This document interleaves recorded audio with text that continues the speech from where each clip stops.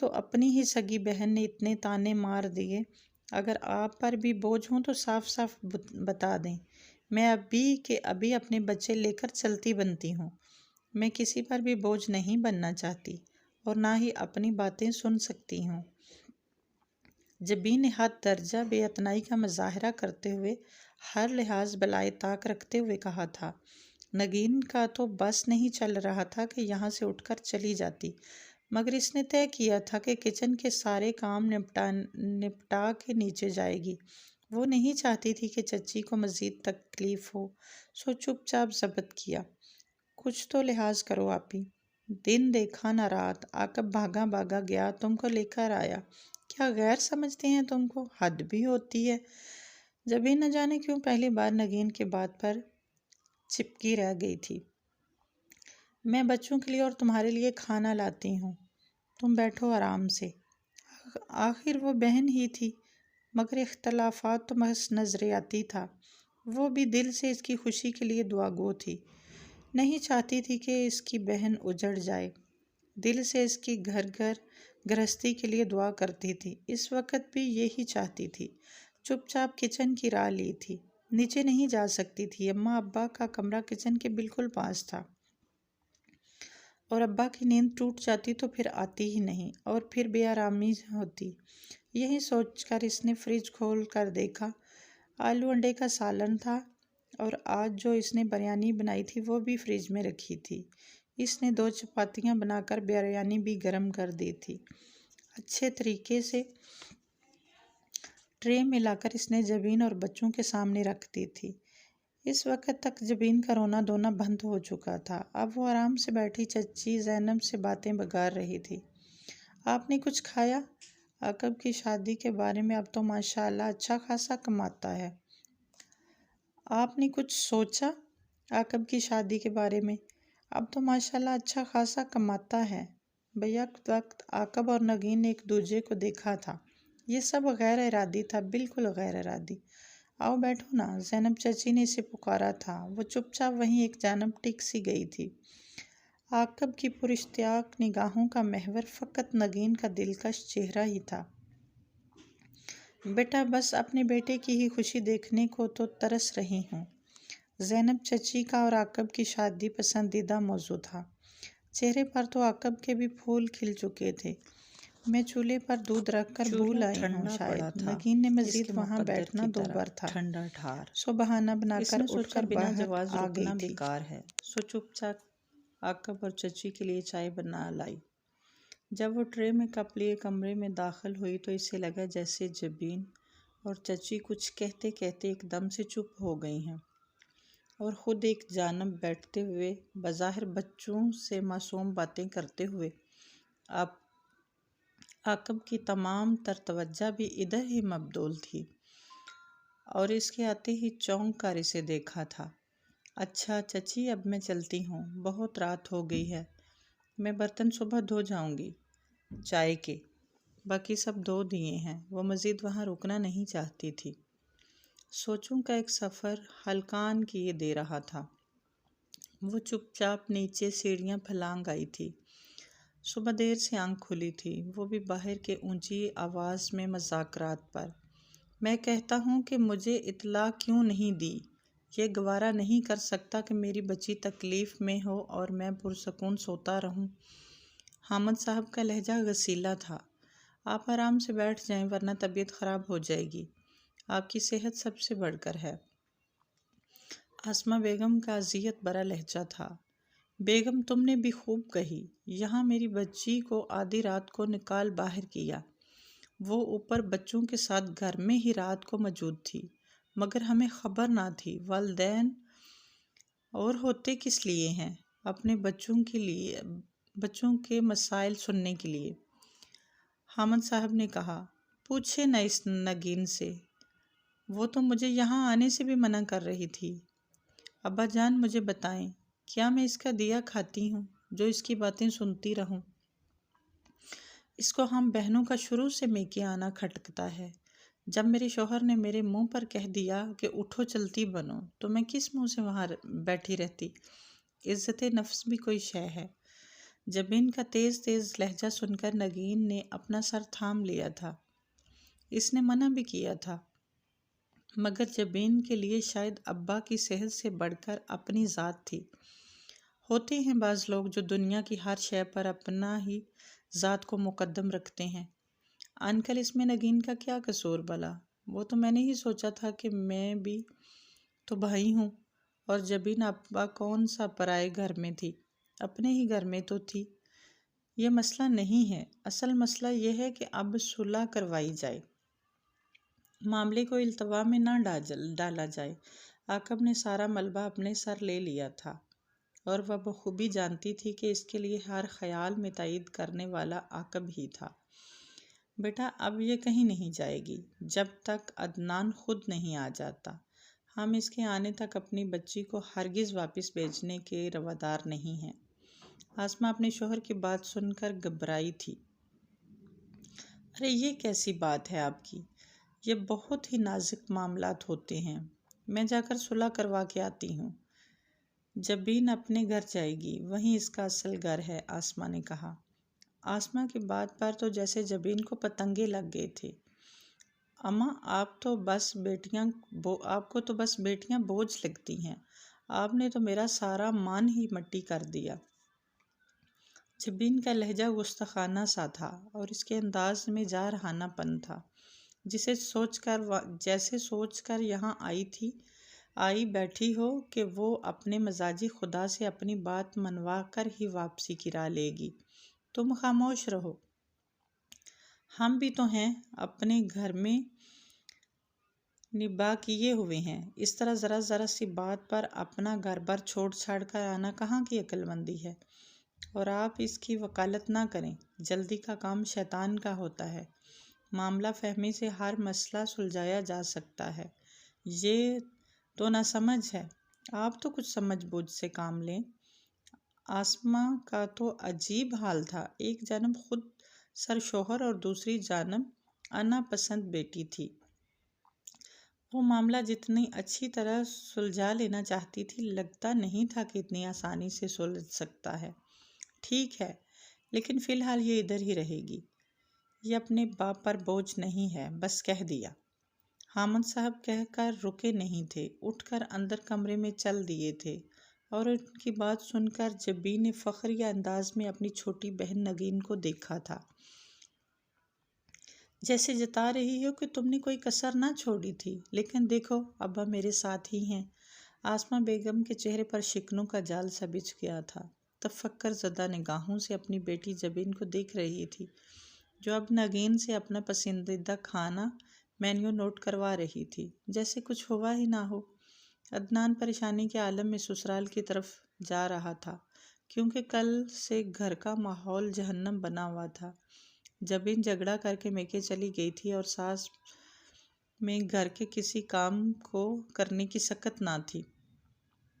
ایک دن میں ہی گھر الٹ پلٹ ہو گیا تھا۔ اب اس کی ساس نے ہی حکم صادر کیا تھا کہ جاؤ جا کر بہو کو منا کر لاؤ۔ وہ اسی وقت جبین کو لینے نکلا تھا، لیکن اسے خوف بھی تھا کہ وہ اتنی جلدی تو نہیں مانے گی، ضرور نخرہ کرے گی۔ اس کے اتنی جلد مان جانے کا تو سوال ہی پیدا نہیں ہوتا تھا۔ اس نے نور منزل پر جا کر بائیک روکی اور کال بیل پر ہاتھ رکھ دیا تھا۔ قدرے وقفے سے اندر سے نگین نکلی تھی، اسے دیکھ کر خوب گرم جوشی سے ملی۔ عدنان بھیا آپ آئے ہیں، سو بسم اللہ۔ اس کا حوصلہ بندھا تھا۔ اسے نگین کی یہی بات بہت پسند تھی کہ یہ نگین اپنی باقی بہنوں سے بالکل الگ طبیعت اور فطرت کی مالک تھی، خوب گرم جوشی سے ملتی عزت دیتی۔ عدنان کے دل سے اس پیاری سی لڑکی کے نصیب کے لیے دعا نکلی تھی۔ اندر سے آواز سن کر آسمہ بیگم بھی آ گئی تھی۔ عدنان کو دیکھ کر ان کو بہت اچھا لگا تھا۔ داماد بیٹے بن جاتے ہیں اور پھر ان کی بچیوں کا سارا بار ان دامادوں کے کندھوں پر آن پڑتا ہے کہ وہ اپنے دامادوں کو بھی بیٹا ہی تصور کرتی ہیں۔ انہوں نے کبھی نسرین کے شوہر عقیل اور جبین کے شوہر عدنان کو فرق نہیں رکھا تھا، دونوں کو عزت دی تھی۔ بیٹا تمہارا ہی انتظار تھا۔ میں نے قیمہ کریلے بنائے ہیں، بچوں کی فرمائش پر پلاؤ بھی بنایا ہے۔ تم منہ ہاتھ دھو لو تو سب مل کر کھانا کھاتے ہیں۔ آسمہ بیگم نے کہا تو عدنان گہری سانس لے کر رہ گیا۔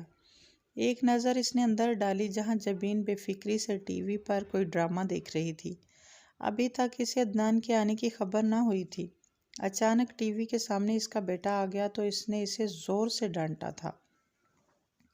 بالکل اپنے باپ پر گیا ہے، مجال ہے کہ ذرا سا بھی سکون کا سانس لینے دے۔ جبین کے اس بے لاگ تبصرے کے بعد آسمہ اپنی نگاہ چرانے پر مجبور ہو چکی تھی۔ عدنان کے چہرے کے عضلات بھی اچانک ہی تن چکے تھے۔ یقیناً وہ اپنی ذات پر اتنا اعلیٰ تبصرہ سماعت فرما چکا تھا۔ کیا بات ہے بیٹا، رک کیوں گئے؟ اندر آؤ۔ میری بیٹی دل کی بری نہیں ہے، بس زبان کی تھوڑی کڑوی ہے، نہ سمجھ ہے، انہوں نے معاملہ فہمی سے کہا تھا۔ تب ہی عدنان لاؤنج میں داخل ہوا تھا اور عدنان کو دیکھ کر چپس منہ میں لے جاتا جبین کا ہاتھ رک چکا تھا اور چہرے کے زاویے بگڑ چکے تھے۔ البتہ دونوں بچے بھاگ کر باپ سے جا لپٹے تھے۔ یہ تو ایک فطری عمل تھا، لیکن جبین کو عدنان کے ساتھ بچوں کے لیے یہ لگاوٹ کے مظاہرے بالکل بھی اچھے نہیں لگے تھے۔ آسمہ بیگم نے اپنی بیٹی کو گھور کر دیکھا اور سلام کرنے کا اشارہ کیا تھا، لیکن جبین نے سرے سے اس اشارے کو نظر انداز کر دیا اور تن کر بیٹھ گئی۔ آسمہ کو سخت خفت ہوئی تھی، دل میں ملال بھی ہوا تھا۔ جھگڑا اور کسی بات پر ناراضگی اپنی جگہ، مگر سلام کرنا تو واجب تھا۔ انہیں سخت تعصف نے گھیرا تھا۔ آنٹی انکل کو بھی بلا لیں، میں سلام دعا کر لوں، عدنان نے اچانک بیٹھتے ہوئے کہا تھا۔ بچے اس کو گھیرے اس کے دائیں بائیں موجود تھے۔ ارے اتنی جلدی کس بات کی ہے؟ کھانا کھا کر جانا، کھانا بالکل تیار ہے، آسمہ بیگم نے مہمان نوازی کا حق ادا کرتے ہوئے کہا تھا۔ نہیں آنٹی، گھر میں امی اکیلی ہیں، امی نے تو دوپہر سے کچھ کھایا بھی نہیں ہے، ان کی طبیعت سست ہو رہی ہے، میں جبین کو لینے آیا ہوں، گھر چل کر کچھ کھا لیں گے، عدنان نے کہا۔ ہاں رستے سے کچھ لے لینا، نہیں یہاں سے کھانا نہیں، ہاں رستے سے کچھ لینا نہیں، یہاں کھانے نہیں دینا۔ صاف کیوں نہیں کہتے کہ نوکرانی کی ضرورت ہے اور نوکرانی بنا کر ہی لے جانا چاہتے ہیں؟ عقل ٹھکانے آ گئی نا ایک دن میں۔ جبین کی تو زبان کو بریک ہی نہ لگ رہا تھا، اتنی تیکھی زبان تھی زہر میں بجھی ہوئی، گویا لفظوں سے لہو ٹپک رہا تھا۔ عدنان نے ایک گہری ملامتی پہلے جبین پر ڈالی، اس کے بعد آسمہ کو پلٹ کر دیکھا تھا۔ آپ نے اب خود ہی سب سن لیا ہے نا آنٹی، اس کی زبان درازی کی وجہ سے میں نالاں ہوں، اس کو ذرا بھی خیال نہیں کہ میری ماں ہیں اور ان کے لیے کس طرح کے الفاظ استعمال کرنے چاہیے۔ عدنان حق بجانب تھا اور وہ خود میں شرمندہ تھی۔ جبین یہ کیا انداز ہے؟ کیا میں نے تمہاری تربیت ایسی کی ہے جو تم یوں بات کر رہی ہو؟ اگر کوئی تمہاری ماں کے لیے ایسے الفاظ استعمال کرے تو تمہیں کیسا لگے گا؟ آسمہ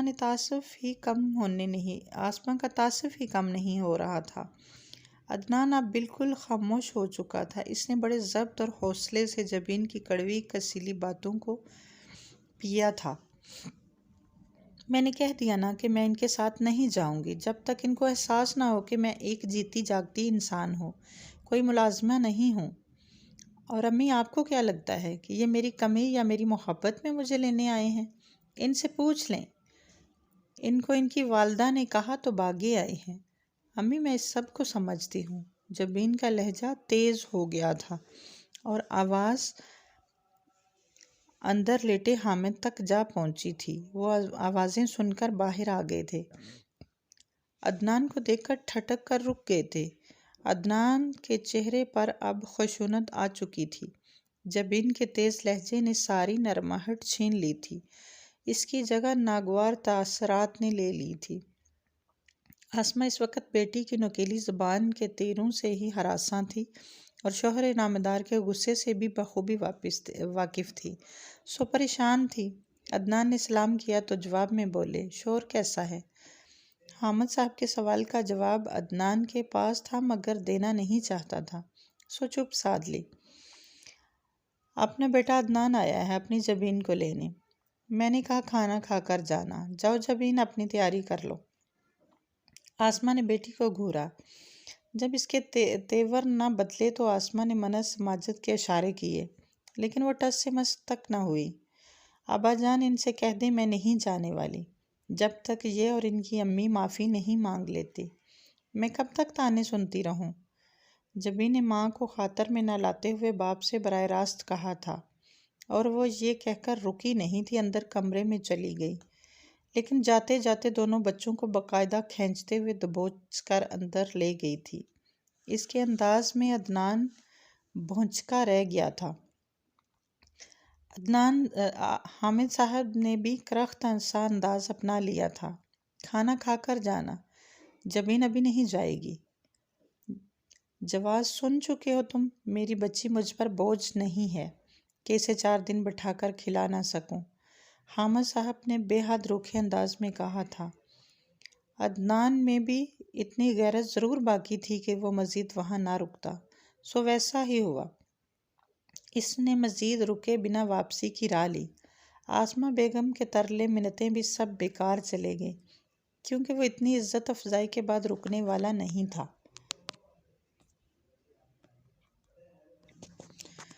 دنیا کی اس بھیڑ میں ہر کوئی آپ کے اندر اتر کر نہیں دیکھ سکتا ہے۔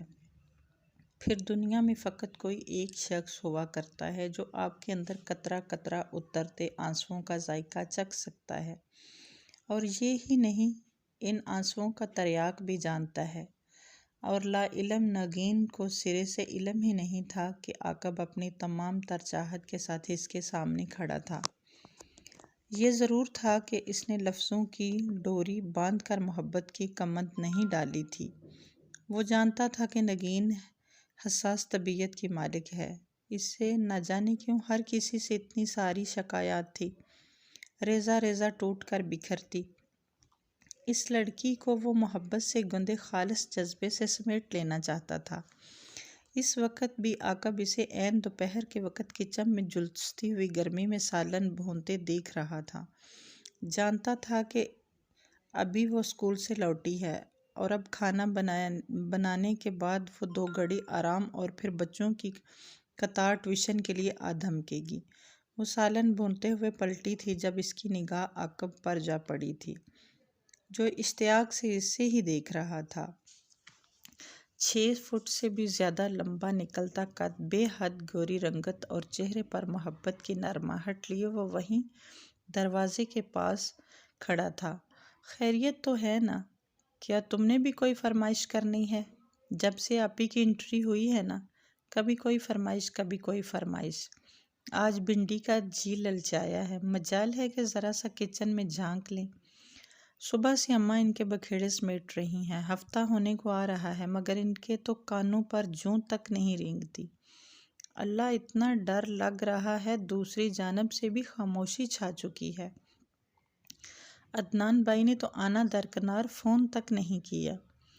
دن رات کی مصروفیت کے بعد اتنے دنوں بعد عاقب دکھائی دیا تو وہ بلا تکان بولتی چلی گئی تھی، اور جانتی تھی کہ سننے والا وہیں ایک واحد ہے۔ تم فکر نہ کرو، اس کا بھی کوئی حل نکال لیتے ہیں۔ میں تو یہاں سے گزر رہا تھا، تمہیں کام کرتے دیکھ کر رک گیا تھا۔ میں کہہ رہا تھا کہ میں تازہ روٹی لگوا لاتا ہوں، اتنی گرمی میں کہاں بناتی رہو گی تم، بس سالن ہی بنا لو۔ عاقب نے کہا تو اس کے چہرے پر لمحہ بھر کے لیے حیرت اور پھر ہلکی سی مسکان چھا گئی تھی۔ سچی یہ تو نیکی، اور پوچھ جلدی جاؤ جا کر لگوا لاؤ، اور ہاں، آتے ہوئے آپی کے نمونوں کے لیے آئس کریم لیتے آنا، کل سے کھان کھا رہے ہیں، اور پھر نہ لے کر دی تو اماں سے ابا تک یعنی شاہی سواری تک خبر شکایت صورت جا پہنچے گی۔ ٹھہرو میں پیسے لاتی ہوں، وہ چولہے کی آنچ ہلکی کرتے ہوئے بولی۔ بس کرو نگین، تمہاری یہیں غیرت کی باتیں اجنبیت کی دیوار کھڑی کر دیتی ہیں۔ اب کیا تم سے بھی پیسے لوں گا؟ وہ ناراض ہوا تھا، اور وہ فقط کندھے اچکا کر رہ گئی تھی۔ ایک شام پڑوس پڑوس سے کوئی خاتون نگین کا رشتہ لے آئی تھی۔ لڑکا بہت پڑھا لکھا تھا، سلجھا ہوا گھرانہ تھا، لمبا چوڑا، کوئی خاندان بھی نہیں تھا، اکلوتا تھا اور ساس سسر تھے۔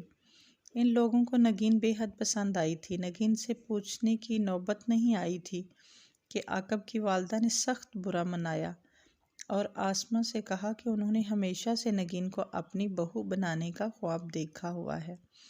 ہاں تو بات ٹھیک ہے آپ کی، عاقب گھر کا دیکھا بالا لڑکا ہے، نیک سیرت ہے، جبین نے لقمہ دیا۔ اس دن اماں بھی خوب جوش میں تھی۔ زینب بہن، میں نے بھی عاقب کو بطور داماد ہی دیکھا ہے، اپنے بیٹے جیسا ہے، مجھے بھلا کیا اعتراض، لیکن ماں ہوں نا، تو آپ کی جانب سے ہی بات شروع ہوتی تو مناسب ہوتا۔ میں تو انتظار میں تھی، آسمہ نے بھی خوش دلی سے کہا تھا۔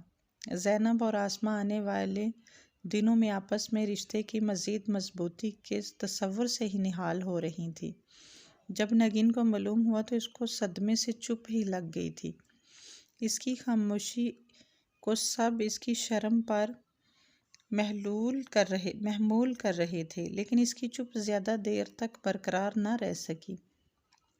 ایک دن جب آسمہ بیگم باقاعدہ منگنی کی تیاریاں کر رہی تھی تو وہ آن دھمکی تھی، اماں جا کر زینب چچی کو صاف صاف کہہ دیں کہ میں عاقب سے شادی نہیں کروں گی۔ نگین نے کہا۔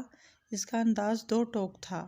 آسمہ جو اس وقت گلابی دوپٹے کو گھوٹا لگا رہی تھی، قدرے تحیر سے اپنی بیٹی کو دیکھا تھا، آیا کہ وہ مذاق تو نہیں کر رہی ہے۔ پاس ہی بیٹھی ہوئی جبین کو بھی پانی پیتے پیتے اچھو لگ گیا تھا۔ یہ کیا بات ہوئی بھلا؟ جبین کی تو سمجھ میں نہیں آیا کہ اعتراض کرے تو کیسے کرے۔ تم ہوش میں تو ہو؟ کیا بک رہی ہو؟ اب ایک تم رہ گئی تھی، اب تم بھی ماں کو مایوس کر دو۔ آسمہ جھنجھلا گئی تھی۔ وہ تو اپنی دانست میں رشتہ پکا کیے بیٹھی تھی، ساری بات طے کر چکی تھی۔ گھر کا بچہ تھا، سعادت مند، خدمت گزار اور نیک بھی۔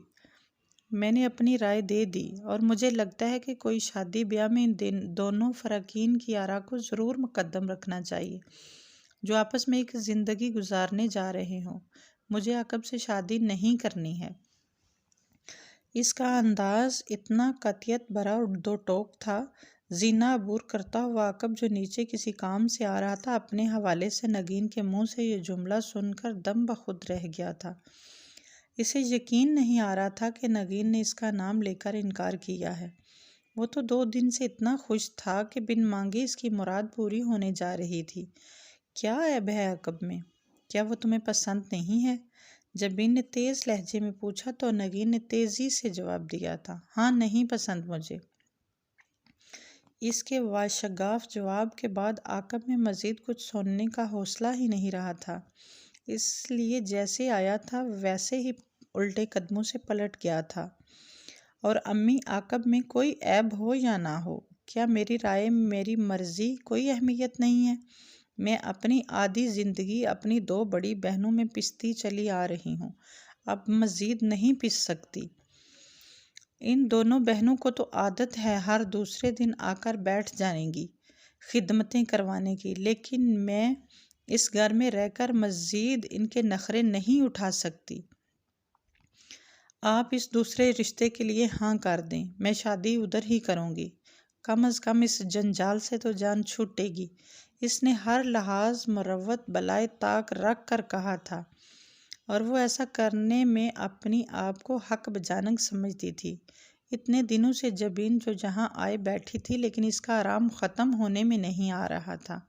اس کی وجہ سے گھر میں راشن ختم ہو چکا تھا، بچے کھانے پینے کے عادی تھے، ہمہ وقت ان کے تقاضے ہوا کرتے تھے، کبھی فرائز بنواتے، کبھی نوڈلز۔ سخت پریشانی کے دن تھے جو گھر والے کاٹ رہے تھے۔ پہلے تو کچھ بچت ہو جاتی تھی، اب تو اس کی ٹیوشن کے پیسے بھی ختم ہو چکے تھے۔ اب مزید ایسی زندگی نہیں چاہتی تھی کہ جس میں اسے مزید گھلنا پڑے یا قربانی کا بکرا بننا پڑے، پر مجبور کیا کیا جائے۔ امی دیکھ رہی ہیں کتنی لمبی زبان چل رہی ہے اس کی، ہمارا انا اس کو کتنا گھلتا ہے، میں خود پکا لوں گی، جبین نے دو بدو کہا تھا، جو نگین کو آگ کی طرح لگا تھا۔ یہ بھی ایک تانا ہے، یہ خود پکائیں گی۔ امی ان کو پہلے یہ تو بتا دیں کہ آج آخری 1000 روپے تھے مہینے کے جو آپ نے ان کے لاڈلے سپوت کی فرمائش پر برگر منگوا کر دے دیے ہیں، بڑی آئیں پکانے والی۔ کیا یہ کسی اور گھرانے سے بیاہ کر گئی ہیں؟ اسی گھر سے گئی ہیں جو حالات کا علم نہیں؟ نگین نہ جانے کہاں کہاں کا سارا غصہ غبار دل سے نکال رہی تھی۔ جبیں کا تو منہ کھولے حق تک اپنی بہن کی زبان درازیاں ملاحظہ کر رہی تھی۔ اس کے بعد وہ رکی نہیں تھی۔ اماں کی منت سماجت روکنا سب بیکار گیا تھا۔ نگین کچھ دیر تو جبین کے اس نخرے کو دیکھتی، پھر تھک ہار کر خود کو کمرے میں جا کر بند کر لیا تھا۔ پھر اماں کی فکر اور احساس میں اس نے اندر کا لاک کھول دیا تھا۔ جبین نے فون کر کے عدنان کو بلا لیا تھا۔ اس کی ساری اکڑ فون نکل چکی تھی، سارا رعب و دبدبہ ملیا میٹ ہو چکا تھا۔ عدنان بھی شاید اس کی جانب سے اسی طرح کی پیش قدمی کا منتظر تھا، سو ذرا بھی دیر نہ کی تھی، اسی شام اپنے بیوی بچوں کو لینے کے لیے آ گیا تھا۔ دونوں کی عقل اتنی مدت میں ٹھکانے آ چکی تھی، اور خود جبین کون سا ساری زندگی کے لیے آ گئی تھی۔ حامد صاحب عدنان کو دیکھ کر بری طرح سے چونک گئے تھے۔ ارے عدنان میاں کو کس نے بلایا؟ وہ کچھ تعجب سے پوچھ رہے تھے۔ آسماں نے خاموشی اختیار کی تھی۔ دل سے وہ بھی نگین سے خفا ہو چکی تھی۔ مانا کہ ہاتھ تنگ ہوتا ہے، مگر وہ اپنے نواسوں کے لیے دل کھول کر خرچ کرنا چاہتی تھی، اس لیے نگین کے سخت جملے ان کو گراں گزرے تھے۔ وہ نگین سے کلام کرنا تو دور کی بات، اس کی شکل تک دیکھنے کی روادار نہ تھی۔ اپنی بیٹی نگین سے پوچھیں ابا جان، مجھے تو احساس نہ ہوا کہ کب میرے اور میرے بچوں کے 2 لقمے آپ پر بھاری پڑ گئے، کہ آج مجھے اپنی ہی چھوٹی بہن سے باتیں سننا پڑ گئی۔ جبین جب ابا سے ملتے ہوئے آئی تھی تو وہیں ابا نے اس سے پوچھا تھا۔ ابا جان کا دل برا تھا، عدنان سے ملنے کو جی نہ چاہتا تھا۔ دوسرا وہ کچھ کشمکش میں مبتلا تھے، کیونکہ خود انہوں نے منظر دیکھا کہ جبین مسکرا کر اس کو جواب دے رہی تھی۔ اب کمرے میں جاتے وقت ملنے کے لیے آئی تو ابا جان پوچھے بنا نہ رہ سکے، نگین نے کیا کہا ہے؟ اس کا کیا حق ہے کہ اس معاملے میں کچھ بولے؟ ابا جان، اب آپ نے بھی جب ملنا ہوا آ جایا کریں، ہم نہیں آئیں گے۔ اور ہاں اماں، جو خرچہ ہوا ہے، جو روپے نگین کے لگتے رہے، میں وہ جلد لوٹا دوں گی۔ ابھی عدنان کے سامنے برہم رکھنا چاہتی ہوں، ان کو یہیں کہا ہے کہ بچے اداس ہیں۔ جبین کی نم آلود آنکھیں دیکھ کر خود آسماں کا دل بھی ہولنے لگا تھا۔ بیٹی کو اس طرح وداع کرنے کا سوچا نہیں تھا۔ شادی جب رخصت کیا تھا، وہی منظر اس کی نگاہوں میں گھومنے لگا۔ عدنان آسماں اور حامد صاحب سے مل کر اس کی رضامندی سے اپنے بیوی بچوں کو لے گیا تھا۔ گھر میں اچانک ہی اتنی خاموشی چھا گئی تھی۔ اماں چپ تھیں، ابا اپنی ہی سوچوں میں گمسم، اور خود وہ چور سی بن گئی تھی۔ اور سب سے بڑھ کر 3 دن بعد ہی اوپر سے عاقب اور نہ ہی چچی زینب نے جھانکا، گویا اس کا انکار اوپر جا چکا تھا۔ جب سے اس سے خفا ہو کر جبین گئی تھی، احساس جرم زیادہ ہی اٹھنے لگا تھا۔ ضمیر کے کچوکے جب دل پر لگتے ہیں تو نیلو نیل کر دیتے ہیں۔ چھٹی کا دن تھا جب وہ بہت دنوں بعد اس نے عاقب کو ٹریک سوٹ میں ملبوس اخبار کے مطالعے میں مصروف دیکھا تھا۔ یہ ان کے گھر کا ایک حصہ تھا، یعنی اس نے کرسی بھی اپنے حصے میں بچھا رکھی تھی۔ نگین نے اسے دیکھا تو دل نے ایک عجیب ہی لے پر دھڑکنا شروع کر دیا۔ اب جب کہ سب اس سے بول چال بند کر چکے تھے، عاقب اور زینب چچی نے بھی رشتے کے لیے اصرار کرنا ترک کر دیا تھا۔ نہ جانے کیوں اس کے دل کو گہرے ملال نے گھیر لیا تھا۔ وہ خود کو سنبھالتی قدم قدم چلتی ہوئی اس کے عین پاس جا پہنچی تھی۔ شاید جان بوجھ کر ہی اس کی آہٹ سے انجان بنا اخبار کی سرخیوں میں گم بیٹھا رہا، حتیٰ کہ اسے گلا کھنگار کر اسے متوجہ کرنا پڑا تھا۔ اتنے فاصلے تو کبھی بھی نہ تھے درمیان میں۔ فضا میں ایک عجیب سی سوگواریت تھی۔ نگین کو بھی ایسا محسوس ہو رہا تھا۔ کچھ کہنا چاہتی ہو؟ عاقب نے براہ راست اس کی نگاہوں میں جھانکا تھا۔ آج کا عاقب اس عاقب سے تو بہت ہی مختلف دکھائی دے رہا تھا، جو اس کے کام بھاگ بھاگ کر کرتا تھا، اس کی پرواہ کرتا تھا، اس کے لیے ہلکان رہتا تھا۔ آج عاقب کی نگاہ میں حد درجہ اجنبیت بسیرا تھا۔ وہ خود بھی جھجک کر رہ گئی تھی۔ میری آنکھوں کو اب رہائی دو، مجھے ہر طرف نہ دکھائی دو۔ وہ دل میں سوچ کر اس کو زیادہ دیر تک نہ دیکھ سکا، اس لیے اخبار طے کرنے لگا تھا۔ کیا تم مجھ سے ناراض ہو؟ ادھر اماں نے بھی قطع کلامی کر رکھی ہے، میں کس کس کو راضی کروں؟ کیا میری خوشی کوئی معنی نہیں رکھتی؟ سب مجھے ہی کیوں الزام ٹھہرا رہے ہیں؟ وہ رہانسی ہو کر بولی تھی۔ کون سا الزام ٹھہرایا ہے، میں یا میری اماں؟ امی کو میں نے سمجھا دیا ہے کہ تم اس جگہ رشتے کے لیے راضی نہیں ہو، اور ہی بات اس رشتے کی جو آیا ہے تو میں نے خود کہہ دیا آنٹی سے، وہ لوگ جلد ہی تاریخ لینے آ جائیں گے۔ اور ہاں، جاتے جاتے کہتے پلٹ کر رکا تھا، میں نے یہی کہا تھا کہ میں ہی اس رشتے کے قابل نہیں ہوں، اور یہ کہہ کر مزید نہیں رکا تھا۔ اور نگین کو لگا تھا کہ جاتے جاتے وہ اس کی روح بھی ساتھ کھینچ کر لے گیا ہو۔ کچھ لوگ اتنے ہی دل کے قریب ہوتے ہیں کہ ہمیں اس وقت تک، جب تک نظروں کے آس پاس بستے ہیں، احساس تک نہیں ہوتا، اور جب وہ نظروں سے اوجھل ہو جاتے ہیں تو گویا دل ڈوبنے لگتا ہے، نبض مدھم پڑ جاتی ہے، فضا کے سارے رنگ مدھم پڑ جاتے ہیں، اور اپنی نمناک نگاہیں لیے وہیں کافی دیر تک کھڑی رہی تھی۔ اس کا دل دھواں دار رونے کو چاہ رہا تھا۔ اس کا خاص الخاص دوست آج اس سے خفا ہوا تھا، اور وہ جو کبھی اس کے ایک آنسو کو برداشت نہیں کرتا تھا، آج کیسے منہ موڑ کر چلا گیا تھا۔ قصوروار تو میں ہوں، قصور تو سارے میرے ہیں، میں نے ہی آپا کو رلایا، اماں کو شرمندہ کروایا۔ عاقب کی محبت سے میں کیسے دستبرار ہو سکتی ہوں؟ وہ تو میری روح میں ہے۔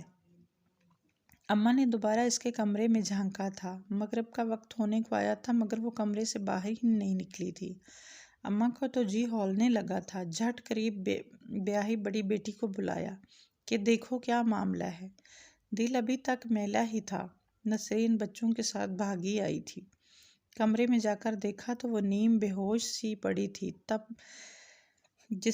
سارا وجود تپ رہا تھا۔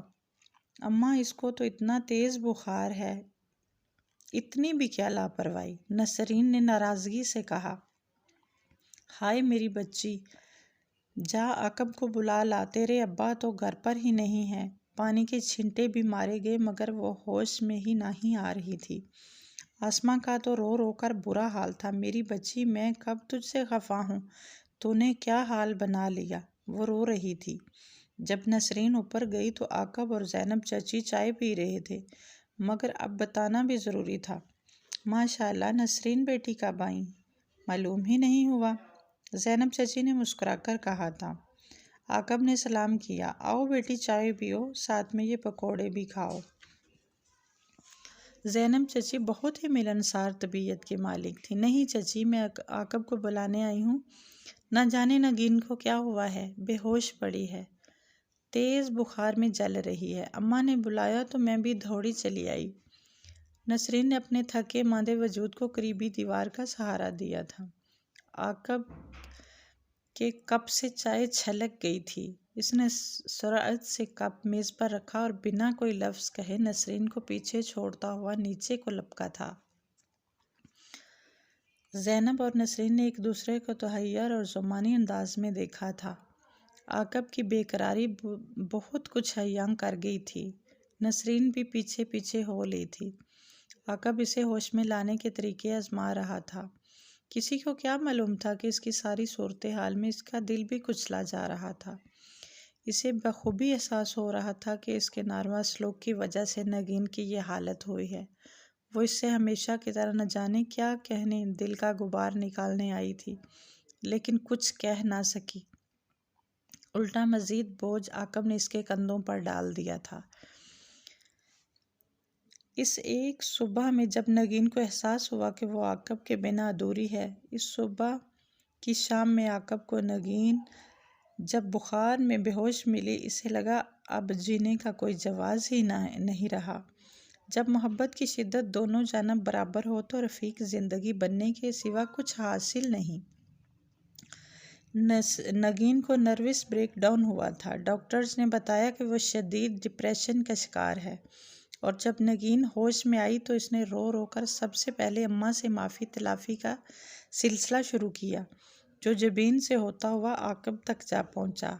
آسماں تو اس کی صحت مندی پر ہی خوشی سے نہال تھی۔ پگلی، تو روتی کیوں ہے؟ کون سا دیر ہوئی ہے؟ میں نے تو پہلے ہی دوسرے رشتے والوں کو انکار کر دیا تھا۔ میں ماں ہوں۔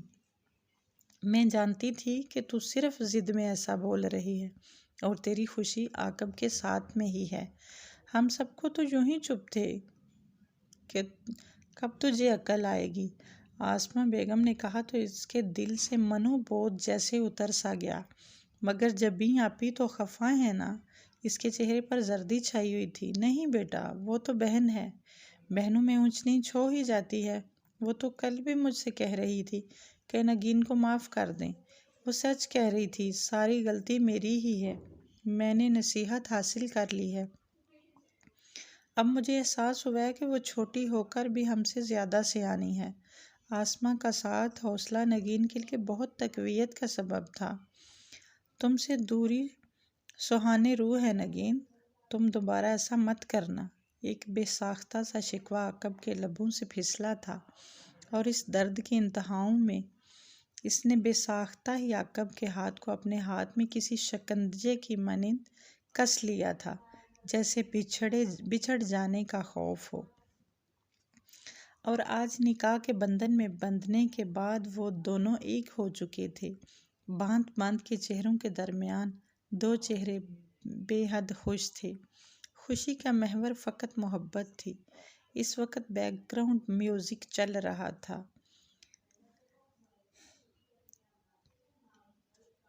عاقب نے شوخی سے نگین کو دیکھا تھا، وہ نظر جھکا گئی تھی۔